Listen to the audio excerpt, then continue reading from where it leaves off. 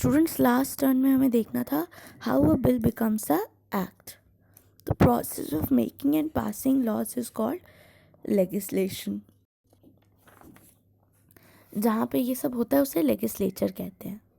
दोनों स्टेट और सेंटर के representative MPs, MLCs and MLAs इसमें इस प्रोसेस में इन्वॉल्व होते हैं एंड इनको लेजिस्लेटर्स भी कहा जाता है. और जो पूरी कंट्री के लिए लॉ बनते हैं वो उन्हें पार्लियामेंट एनैक्ट करता है. और अगर कोई पर्टिकुलर स्टेट के लिए बनते हैं तो उनको वो उस स्टेट का लेजिस्लेचर एनैक्ट करता है. अब प्रोसेस क्या क्या इन्वॉल्व होते हैं. पहले तो एक बिल या ड्राफ्ट बनता है या तो लेजिस्लेटिव असेंबली में या लेजिस्लेटिव काउंसिल में. ठीक है. फिर ये डिस्कस होता है, उसमें जो भी चेंजेस करने होते हैं अगर ज़रूरी हो तो वो करते हैं. फिर वोटिंग के लिए जाता है. अगर वो वोटिंग में पास हो जाता है तो फिर गवर्नर के पास जाता है अप्रूवल के लिए.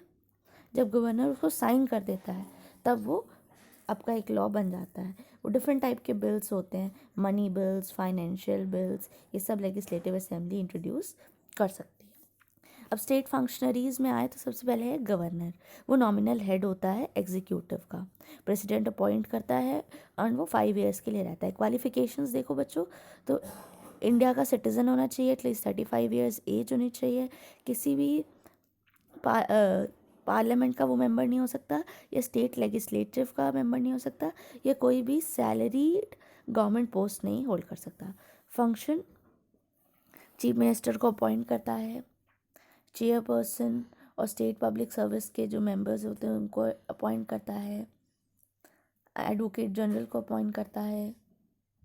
जो फर्स्ट सेशन होता है स्टेट लेजिस्लेचर का वो गवर्नर के एड्रेस के साथ शुरू होता है. वो स्टेट लेजिस्लेचर को भी किसी टाइम पे भी अपॉइंट कर सकता है या फिर उसे रिटन मैसेज भेज सकता है, उसको एड्रेस कर सकता है.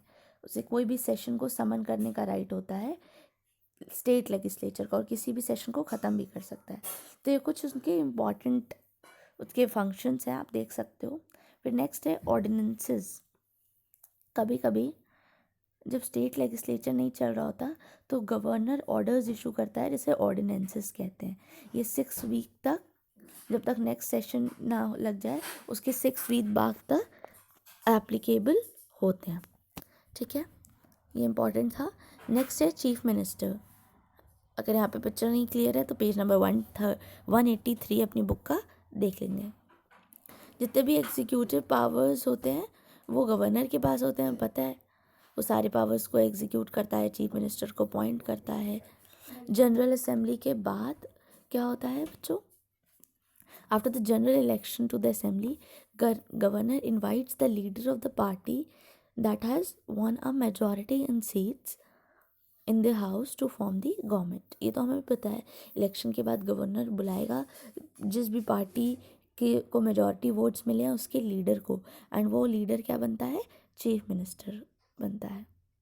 ठीक है, तो गवर्नर चूज़ करके चीफ मिनिस्टर जब बन गया उसके बाद बाकी काउंसिल ऑफ मिनिस्टर्स बनती हैं.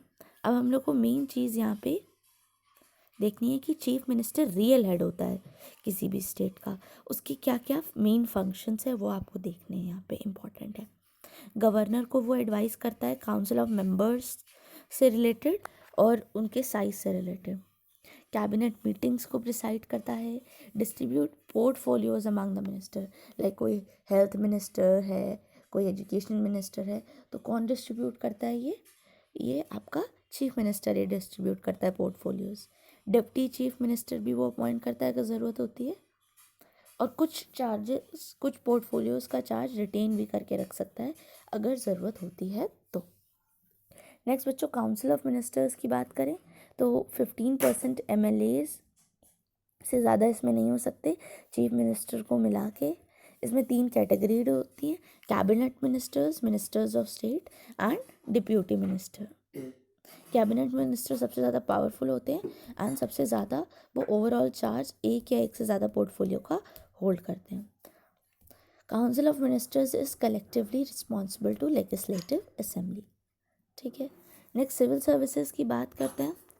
तो जो भी मिनिस्टर्स आपके डिसीजन लेते हैं वो सिविल सर्विसेज के जो ऑफिसर्स होते हैं उन जो सिविल सर्विसेज के ऑफिसर्स होते हैं वो उन डिसीजंस को एग्जीक्यूट करते हैं। ठीक है, आपने सुना होगा बहुत सारे लोगों का ड्रीम भी होता है सिविल सर्विसेज में जाना, आईएएस बनना, आईपीएस बनना। ठीक है, तो ये सब सिविल सर्विसेज होती हैं। ये एडमिनिस्ट्रेशन को रन करते हैं स्टेट लेवल पे। सेंटर पे भी कुछ ऑफिसर्स होते हैं जैसे Indian administrative service, Indian police service, ये आपके स्टेट लेवल पे अपॉइंट किए जाते हैं। States public service commission PSC, ये भी इलेक्ट की जाती है जिसमें कुछ नंबर ऑफ ऑफिशियल्स होते हैं। The chief secretary head of the civil service in a state, secretary is in charge of various departments work under him. जो चीफ सेक्रेटरी होता है उसके अंडर में बहुत सारे आप कह लो जो सेक्रेटरीज होते हैं उसके अंडर में वर्क करते हैं। तो अब इसके डिविजन्स देख लेना कैसे डिवाइड होते हैं। डिस्ट्रिक्ट्स में फिर डिस्ट्रिक्ट मजिस्ट्रेट्स होते हैं। स्टेट को एडमिनिस्ट्रेटिव यूनिट्स कॉल्ड डिविजन्स में डिवाइड करता है और डिवीजन को एक कमिश्नर देखता है। फिर डिविजन्स आगे डिस्ट्रिक्ट में डिवाइड होता है और डिस्ट्रिक्ट्स को डिस्ट्रिक्ट मजिस्ट्रेट्स देखते हैं ना। लास्ट टॉपिक है बच्चों एडवोकेट जनरल। हम लोग ये लास्ट चैप्टर में कर चुके हैं, तो आप बस इसकी सिंपली रीडिंग कर लीजिएगा। Thank you.